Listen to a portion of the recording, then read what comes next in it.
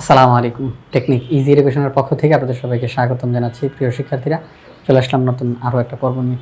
আজকের পর্বে আমরা এই সৃজনশীল প্রশ্নটার সমাধান করব। সৃজনশীল প্রশ্নটার উদ্দীপকে কিছু তথ্য দেওয়া আছে, F such that R relate to R এবং G such that R relate to R. Function দুইটি যথাক্রমে F of X equal to 3x + 3, G of X equal to x - 3 divided by 3 দ্বারা সংজ্ঞায়িত। অর্থাৎ এখানে উদ্দীপকে মূলত দুইটি ফাংশনের পরিচয় তুলে ধরা হয়েছে। দুইটি ফাংশনের পরিচয় তুলে ধরা হয়েছে।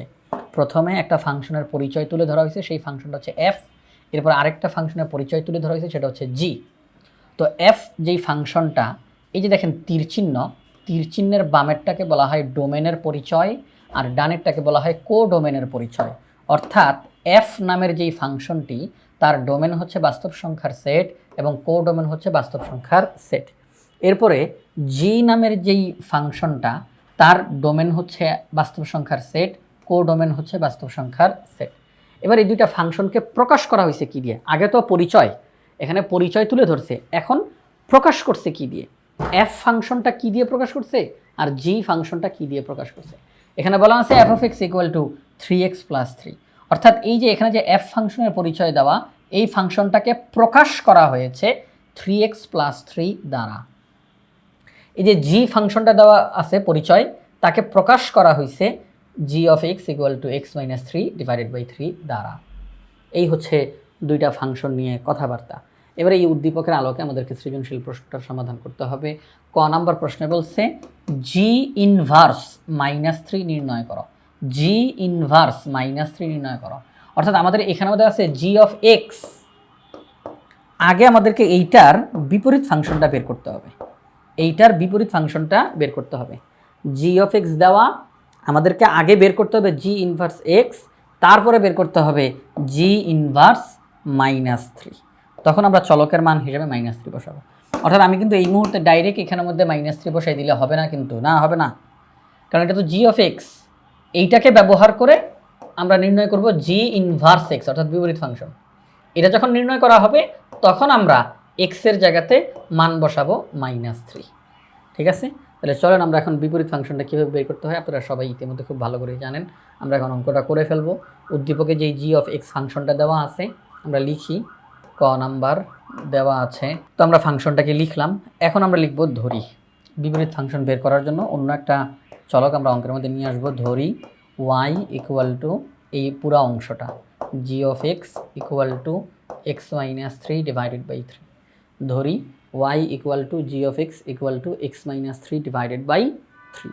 আচ্ছা, এখন আমরা যেই কাজটা করব, এই y এর সাথে জি অফ এক্সের সম্পর্ক তৈরি করব, এই y এর সাথে x - 3 ডিভাইডেড বাই 3 এর সম্পর্ক তৈরি করব। আচ্ছা, এবং সম্পর্ক তৈরি করতে গিয়ে আমাদের উদ্দেশ্য থাকবে এক্সকে একা বানানো।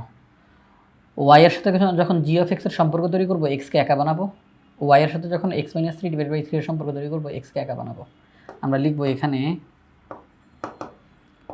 y equal to G of X বা G of X equal to Y.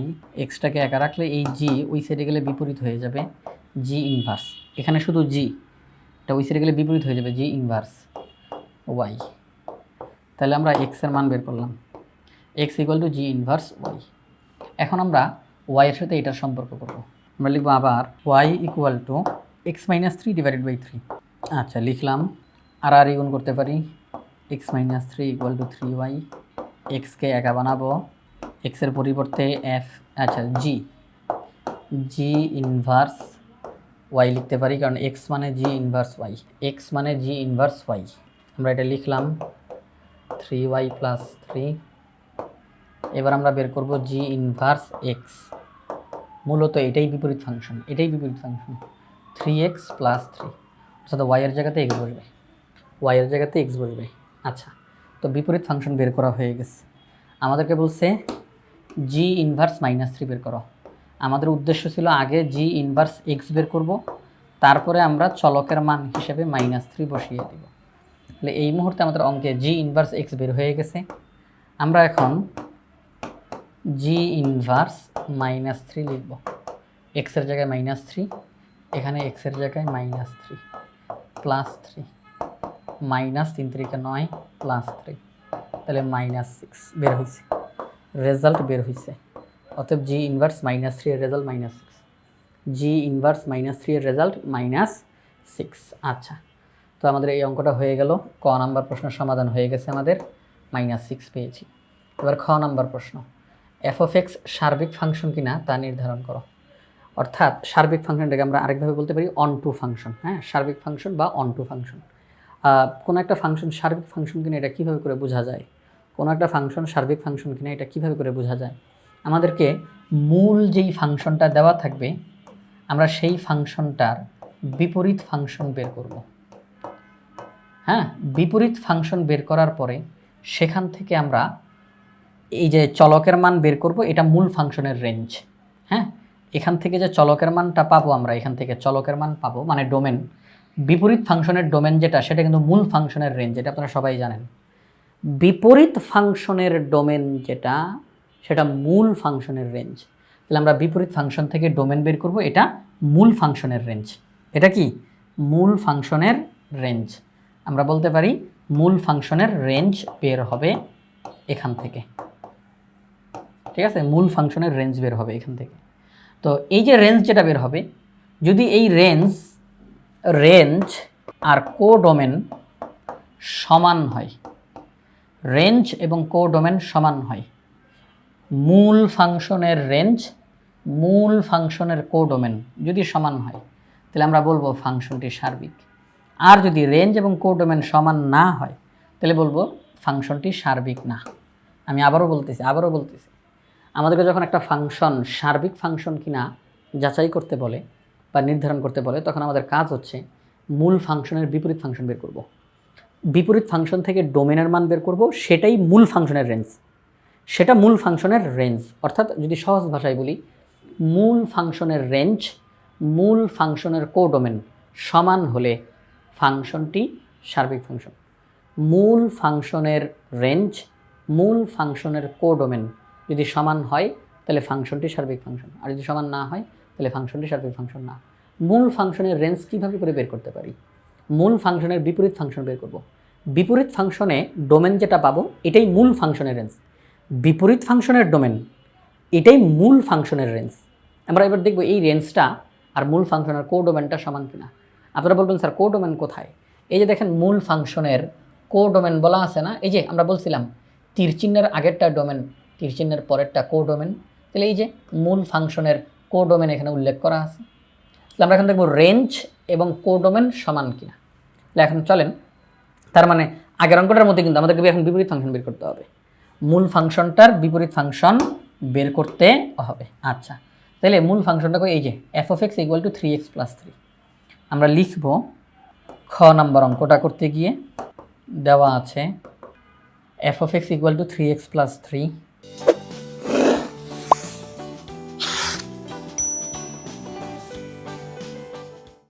এবার আমরা লিখব ধরি, একদম হুবহু আগেরটার মতো, ধরি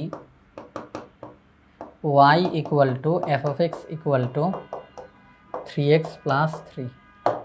এখন আমাদের উদ্দেশ্য থাকবে y এর সাথে এটার সম্পর্ক করা এবং x কে একা বানানো, y এর সাথে এটার সম্পর্ক করা এবং x কে একা বানানো। এখানে y = f(x), f(x) = y,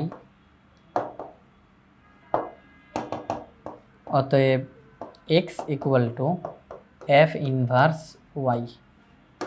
x এর মান f ইনভার্স y, x এর মান f ইনভার্স y। প্রিয় শিক্ষার্থী, আমাদের উদ্দেশ্য কিন্তু f ইনভার্স x বের করা, কারণ এটা মূল ফাংশন, এটা বিপরীত ফাংশন।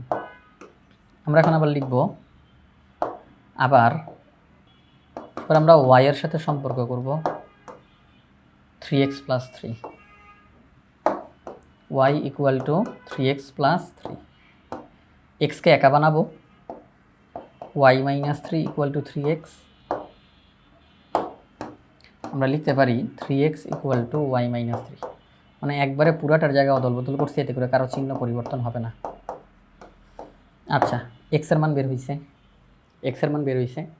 আমরা x এর পরিবর্তে লিখতে পারি f ইনভার্স y, x এর পরিবর্তে লিখতে পারি f ইনভার্স y,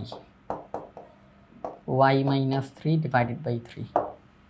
পরবর্তী লাইনে F inverse X equal to X minus 3 divided by 3। বিপরীত ফাংশন বের হয়ে গেছে, বিপরীত ফাংশন বের হয়ে গেছে। তো এই যে বিপরীত ফাংশন, এখানে আমি চলকের মান হিসেবে যাদেরকে বসাইতে পারবো তারাই হচ্ছে এই বিপরীত ফাংশনের ডোমেন, কিন্তু মূল ফাংশনের রেঞ্জ। হ্যাঁ, তাহলে এখানে আমি চলকের মান হিসেবে কাদেরকে বসাইতে পারবো? প্রিয় শিক্ষার্থীরা খেয়াল করে দেখেন, এখানে এই যে এক্স আছে কোথায়? উপরে, মানে লব হিসাবে আছে। তো এখানে আমি এক্সের মান হিসেবে ধনাত্মক মান বসাইতে পারি, ঋণাত্মক মান বসাইতে পারি, পূর্ণ সংখ্যা বসাইতে পারি, ভগ্নাংশ সংখ্যা বসাইতে পারি, যে কোনো মান আমি এখানে বসাইতে পারি। বাস্তব সংখ্যার সেটের যে কোনো মান আমি এখানে বসাইতে পারি, কোনো বিধি নিষেধ নাই। কারণ যদি এই এক্সটা যদি হরের মধ্যে থাকতো তখন আবার একটুখানি চিন্তাভাবনা ছিল, কারণ হরের মধ্যে থাকলে আবার হর যেন 0 না হয় সেদিকে খেয়াল রাখতে হয়, আপনারা জানেন। কিন্তু যেহেতু এক্সট্রা আছে লবের মধ্যে, তার কোনো ভেজাল নাই, তো আবার রুটও নাই, তাই না? আমরা এখানে এক্সের মান হিসেবে বাস্তব সংখ্যার সেটের যে কোনো মান বসাইতে পারবো, অঙ্কের রেজাল্ট ঠিক করে বের হবে। তাহলে আমরা বলতে পারি এই বিপরীত ফাংশনের ডোমেন হচ্ছে বাস্তব সংখ্যার সেট। বিপরীত ফাংশনের ডোমেন হচ্ছে বাস্তব সংখ্যার সেট। আমরা জানি কোনো একটা ফাংশনের বিপরীত ফাংশনের ডোমেন যেটা, সেটা মূল ফাংশনের রেঞ্জ। তাহলে আমরা বলতে পারি যে এক্সের সকল বাস্তব মান, আমি একটু মুখে বলতেছি, আমি পিডিএফ থেকে দেখাবো। এক্সের সকল বাস্তব মানের জন্য F inverse X belongs to R, অর্থাৎ আপনি এক্সের যে কোনো বাস্তব মান বসান, পুরাটার রেজাল্ট বের হবেই হবে।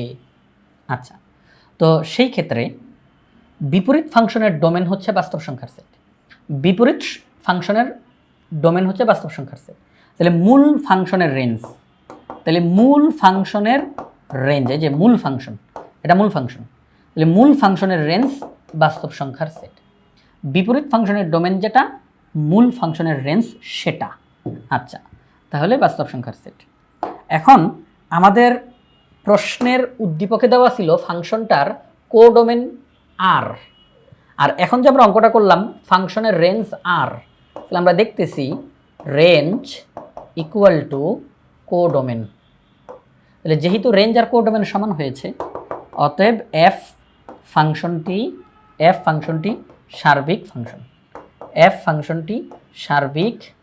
ফাংশন। এই হচ্ছে অঙ্কটা। তো এই এফ অফ এক্স সার্বিক ফাংশন কিনা তা নির্ধারণ করো। আমরা বললাম যে এফ অফ এক্স সার্বিক ফাংশন। তাহলে আমাদের খ নাম্বার প্রশ্নের সমাধান করা শেষ। আমি পিডিএফ থেকে আপনাদেরকে একটু দেখাই। হ্যাঁ, অনেকক্ষণ যাবত পিডিএফ থেকে দেখাই না, সব লিখে করাচ্ছি। এই যে দেখেন, ক নাম্বার অঙ্কটা বিপরীত ফাংশন করলাম, বিপরীত ফাংশন করার পর রেজাল্ট আসলো। এবার খ নাম্বারটা দেখাই। এই যে খ নাম্বারটা চলে আসলো আপনাদের সামনে, একদম হুবহু একই রকমভাবে, ঠিক আছে? তো বিপরীত ফাংশন বের করেছি। তো আমরা বলতে পারি মূল ফাংশনের রেঞ্জ, এটাই এই যে বাস্তব সংখ্যার সেট। তাহলে মূল ফাংশনের কোডোমেন, মূল ফাংশনের রেঞ্জ সমান, এই যে সমান। তাহলে এফ সার্বিক ফাংশন, মূল ফাংশনটি সার্বিক ফাংশন। এবার আসেন গ নাম্বারে যাই। গ নাম্বারে কি বলছে? গ নাম্বারে বলছে দেখাও যে জি equal to F inverse.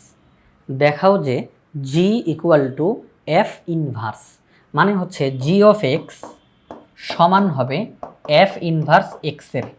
G of x সমান হবে এফ ইনভার্স এক্সের। জি অফ এক্স তো উদ্দীপকে দেওয়াই আছে এক্স মাইনাস 3 ডিভাইডেড বাই 3। আমাদেরকে বলছে এফ ইনভার্স এক্স এর মান আর জি অফ এক্সের মান সমান। তাহলে আমরা এখন এফ ইনভার্স এক্সটা বের করবো, কারণ জি অফ এক্সটা আছেই। আমরা এখন এফ ইনভার্স এক্স বের করবো, যদিও আমরা আগে বের করছি, আমরা কিন্তু আগে এফ ইনভার্স এক্স বের করছি। তাও এখন গ নাম্বারে যেহেতু আমাদেরকে 4টা নাম্বার দিবে, গ নাম্বারে 4টা নাম্বার দিবে। এখন আমি যদি বলি যে গ নাম্বার অঙ্কের সমাধান খ নং হতে পাই এফ ইনভার্স এক্সের মান এত, উদ্দীপকে দেওয়া আছে জি অফ এক্স ইকুয়াল টু এত, অতএব দুইটা পরস্পর সমান। আমাকে 4টা নাম্বার দিবে না, তো এই জন্য আর কি আমি একটু বিস্তারিতভাবে লিখব। একই জিনিস আপনার তো আর অনেক কিছু ভাবতে হবে না, আপনি জানেন খ নাম্বারে করছেন already, F inverse x direct লিখে ফেলবেন, ঠিক আছে? ডাইরেক্ট লিখে ফেলবেন। এই যে গ নাম্বারটা আমি দেখাই, এই যে গ নাম্বার দেওয়া আছে F of x G of x. আমরা এফ অফ এক্সের বিপরীত ফাংশন বের করব, এফ অফ এক্সের বিপরীত ফাংশন, ঠিক আছে? এফ অফ এক্সের বিপরীত ফাংশন বের করব। তাহলে আমরা দেখলাম এফ বিপরীত ফাংশন, এই যে F inverse X equal to X minus three divide by three, আশা করি এটার বুঝাইতে হবে না। বিপরীত function F inverse X equal to X minus three divide by three, এইমাত্র যেই পদ্ধতিতে করলাম প্রিয় শিক্ষার্থীরা, এই যে আপনারা কিন্তু পুরাটা জানেন, পুরাটা প্রত্যেকটা লাইন লিখে লিখে করাইছি। এটা কি করছিলাম, এফ ফাংশনের বিপরীত ফাংশন বের করছিলাম না এই ফাংশনটার, তাহলে এই ফাংশনটার যে বিপরীত ফাংশন বের করছিলাম সেটাই তো এখন আমরা আবার করলাম গ নাম্বারে আইসা, ওই যে নাম্বারের জন্য 4টা নাম্বার দিবে এই জন্য, ঠিক আছে, ওইটাই আমরা আবার করলাম। তো এফ ইনভার্স এক্স বের করছি, কত বের হয়েছে, X minus three divided by three. এখন আমরা জানি X minus three divided by three এটা আবার জি অফ এক্সের সমান, X minus three divided by three এটা আবার জি অফ এক্সের সমান। তো এইটার পরিবর্তে আমরা জি অফ এক্স লিখে দিলাম, এটা যেহেতু জি অফ এক্সের সমান তো এটার পরিবর্তে জি অফ এক্স লিখে দিলাম, তাহলে F inverse X equal to G of x. তো আপনি এখন এটাকে সংক্ষেপে বলতে পারেন এফ ইনভার্স ইকুয়াল টু জি, কারণ দুই জায়গাতে একই চলক, দুই জায়গাতে একই চলক, তো আপনি এখন বলেন এফ ইনভার্স ইকুয়াল টু জি, কোনো সমস্যা নেই। তাহলে আমাদেরকে বলছে তোমরা দেখাও যে জি ইকুয়াল টু এফ ইনভার্স, দেখাও যে জি ইকুয়াল টু এফ ইনভার্স, আমরা দেখাইলাম জি ইকুয়াল টু এফ ইনভার্স। তো প্রিয় শিক্ষার্থীরা, আজকের পর্বে আমরা এই যে সৃজনশীল প্রশ্নটা, এই সৃজনশীল প্রশ্নটা সম্পূর্ণটা সমাধান করলাম।